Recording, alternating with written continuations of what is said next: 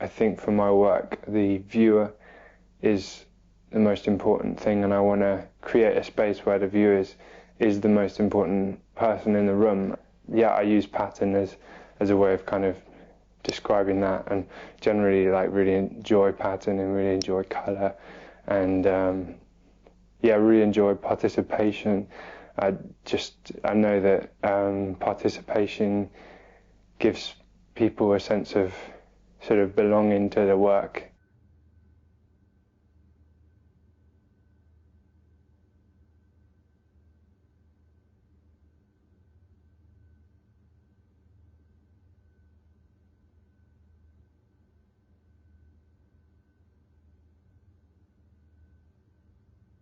One of the pieces is called Mantle. It's the picture of the boat, and that is, in terms of the title, it's kind of a reflection on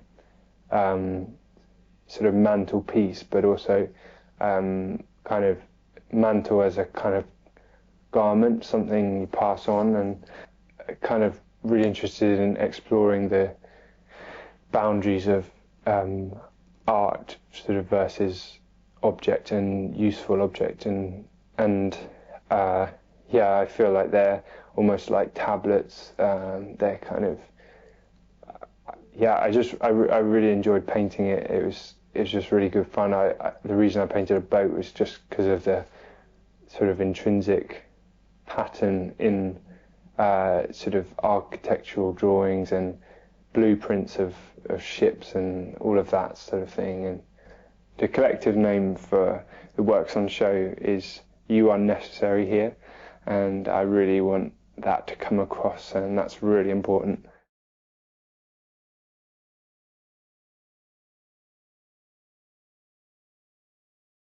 In terms of the work here at Mal, they explore how space can be a metaphor for the psyche, and how anxiety relates to the exchange between the external and internal environments, how space in general can act as an enabler for anxiety, and in extreme terms this would be classed as claustrophobia and agoraphobia.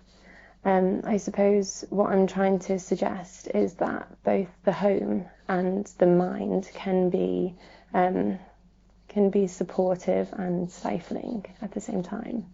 And so for both my photographic triptych and with my sculptures, I utilised a camera obscura optical device, and this enables me to transpose one time and place onto another, and in doing so I feel like I've created these dreamlike, disorientating, sort of uncanny landscapes in places of ritual and intimacy.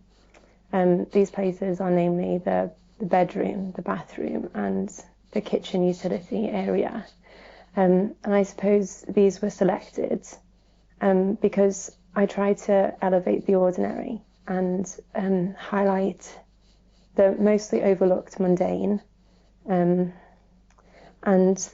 with all of the work, there is this deliberate ambiguity and a sort of collective time lapse, a sense of suspense. I want the viewer to be unsure as to whether they're watching a prelude or the aftermath of an occasion. And this is deliberate because I hope this gap almost acts as an invitation for the viewer to reflect themselves in the work and examine their own space, I suppose.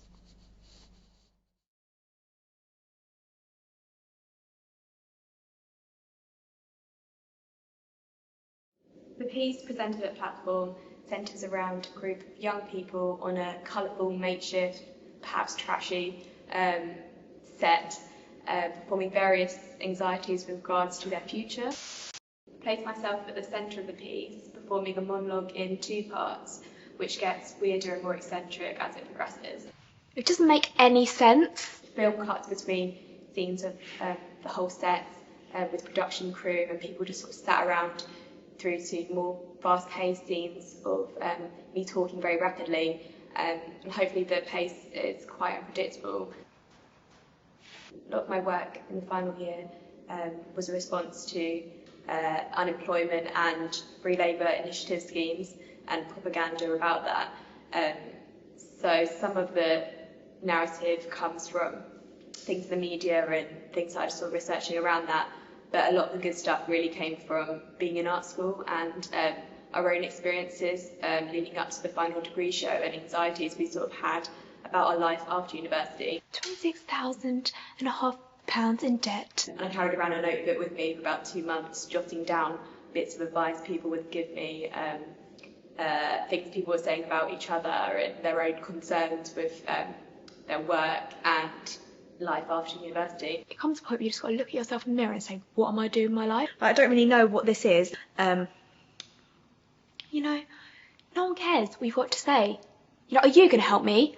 In the second half, the text gets more fragmented from me making noises, saying things on camera and having to retake things.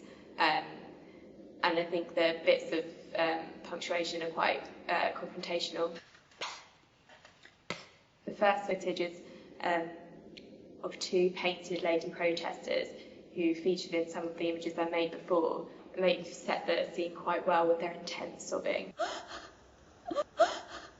Having the opportunity to restage your degree show piece, which is traditionally seen as the end, or the end of your academic career, or a chapter in your academic career, it's a really positive experience, being able to restage it without the pressures of being marked by a university, and restage it in a gallery, and ask people to come along and see the piece that best reflects where you're at now in your practice is a really exciting and a positive opportunity.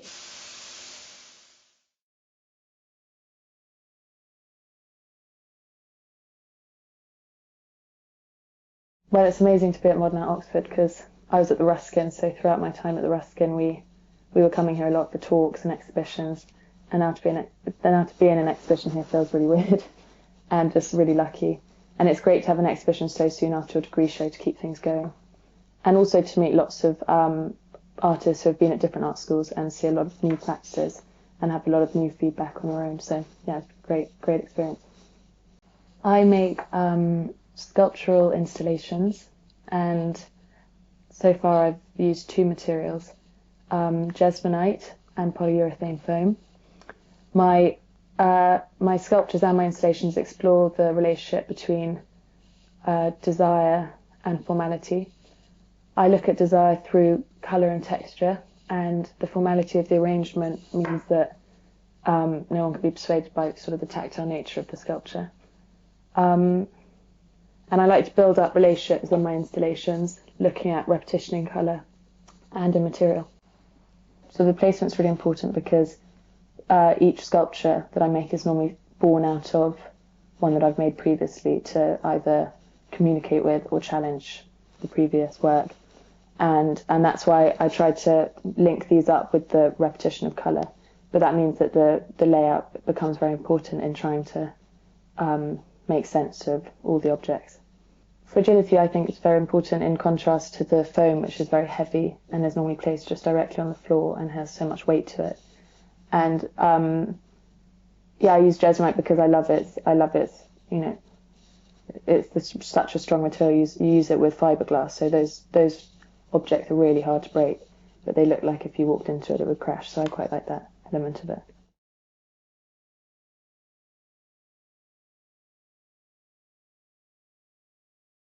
My work is about performance, it's about communication and language, and it's about manipulation.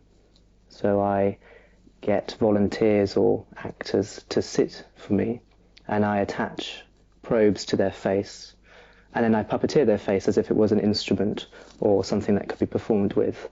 And I write scripts or scores that act as a kind of choreography by which I can manipulate their face. So as they're sitting there, I'm following the sort of directions that I've already made, and I'm puppeteering their face. And I think that my interest in this comes from interested in magic and from street performers and jugglers and puppeteers. So in that way it's also about performance, because sometimes I do this as a live performance in itself, enlisting the help of the audience or other spectators. The work I'm showing in this exhibition is 3 films that I filmed several months ago with 3 individual actors or volunteers, and they're about 5 minutes long each, and I puppeteer their face. And accompanying the video piece is 3 scores that I wrote for those individual performances. So they are as much a part of the work as the video. They're not separate pieces, they are one piece of work. I think it's refreshing to have a nice diverse group of people to show with. Some of them I've known from being at university with, but the others who I haven't met before. And I find being in modern Oxford really exciting, because I've always come here seeing other shows on, and it's kind of quite strange to think that my work is actually in here now.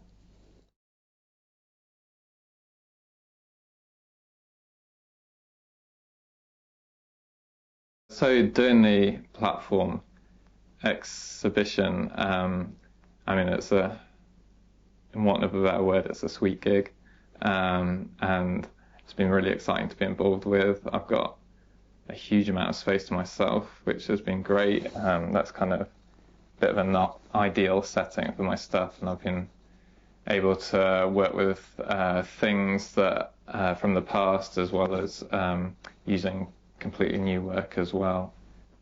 A new work that I'm showing in this exhibition is a piece called Oxford Leisure, and I made it especially for this exhibition for platform, and it uses footage from the film Ferris Bueller's Day Off, and then it's followed by this, it's very short, it's followed by this text saying Oxford Leisure and then a link to my website.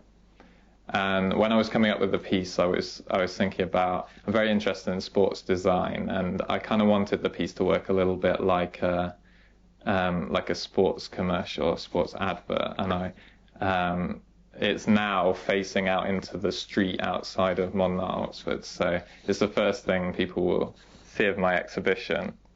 So I wanted to have like an impact to it, and at the same time I was thinking about people coming to modern art Oxford on day trips, or like tourists, that kind of thing, people from abroad, and the idea how we spend our leisure time.